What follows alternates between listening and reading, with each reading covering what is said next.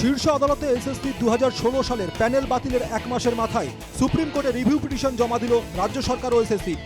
চাকরি বাতিলের সিদ্ধান্ত পুনর্বিবেচনার আবেদন জানানো হয়েছে রাজ্যের তরফে। 26,000 চাকরি বাতিলের রায় পুনর্বিবেচনা চেয়ে সুপ্রিম কোর্টে রাজ্য।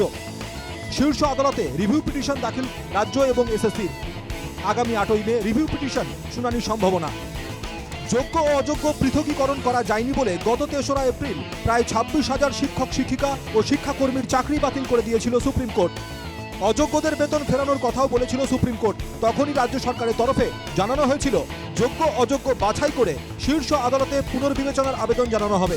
3রা মে শনিবার আদালতে পুনর্বিবেচনার আর্জি জানিয়ে মামলা করেছে রাজ্য এবং এসএসসি।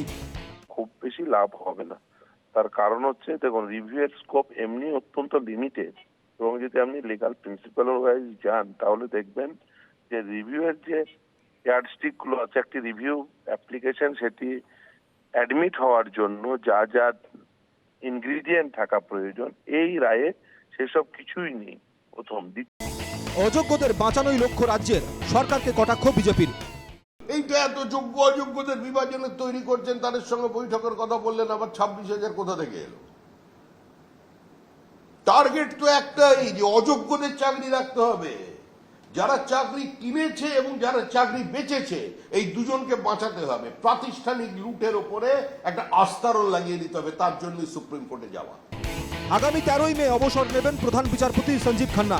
তার আগেই এই মামলাটি শুনবেন তিনি। রাজ্যে রিভিউ পিটিশনে এসএসসির প্রায় 26,000 চাকরিহারা শিক্ষক শিক্ষিকা ও শিক্ষাকর্মীর শিকে ছিড়বে কি? দেবিকা মজুমদারের রিপোর্ট, এনকেটিভি বাংলা।